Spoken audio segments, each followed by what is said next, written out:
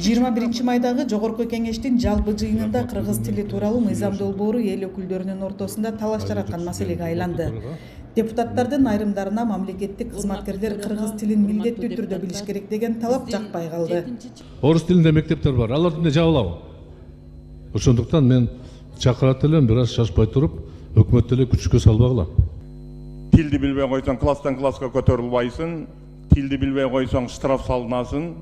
Ана тилди билбей койсоң, депутаттыкка барбайсың.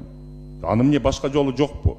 Кыргыздын акчасы менен кыргыздын тилин өнүктүрбөй эле койгочу. Азыр коом сонун өнүгүп, коомдо бири-бирине болгондай ишеним, ынтымак, бийликке болгон ишеним күчөп оңдолуп келатканда бул саботаж мыйзамды эмне алып келесиңер, Алмазбек Акунжанович? Ичинде биягындагы карайлы да. Анан кыйын болуп эле кыргыз тилди, кыргызча окугандар бардыңар ушу маселени көтөрүп атасыңар. Мен деле кыргызча билем, сүйлөйм, мен коркпойм эчтеке дейинчи, бирок башка улуттарды сыйлап коелу. Рахмат. А что у нас? Одними запретами мы не решим проблему.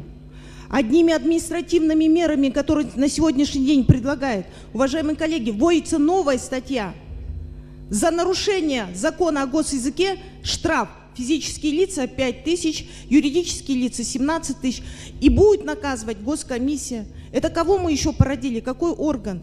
Идеологический орган, который должен отвечать за языковую политику в целом в стране, мы превращаем в карательный орган. Это правильно? Ошол эле учурда кыргыз тили тууралуу мыйзам долбоорун колдогон депутаттар өз пикирлерин мындайча билдиришти.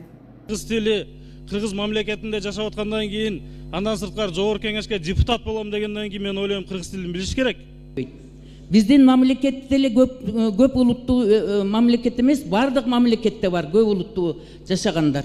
Бирок мамлекеттин атын алып турган улуттук түпкүлүктүү калктын тили мамлекеттик негизги тил болуп эсептелиш керек. Биз биринчи кезекте өзүбүздүн Кыргызстандын элине жакынышыбыз керек.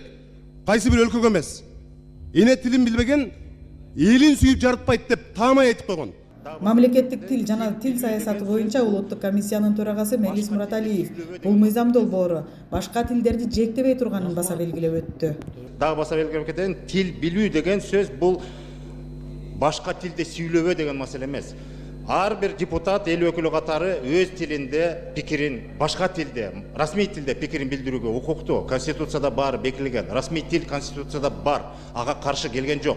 Болгону гана мамлекеттик тил жөнүндө конституциялык мыйзамдын талабына же болбосо ошого шайкеш келтирүү гана аракети болуп атат. Эгерде силер азыр ушуга каршы болсоңар, анда өзүңүздөр бекитип берген конституциялык мыйзамга каршы чыгып атпайсыздарбы? Ал учурда УТРКнын мурдагы жетекчиси Илим Карыпбеков да өз пикирин айтып өттү.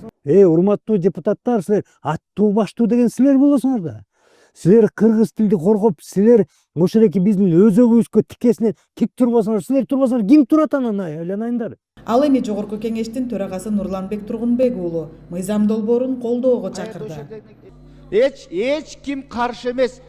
Каалаган тилинде сүйлөсүн. Мейли англисче, мейли орусча, мейли немисче. Бирок кыргыз тилди билиш керек да.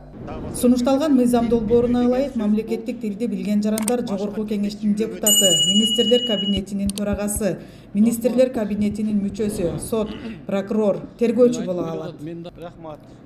Ошентип жыйында катталган 72 депутаттын ичинен 57си макул, 7 каршы дегенде уш беришип мыйзам долбоору биринчи окуудан өттү. Депутаттардын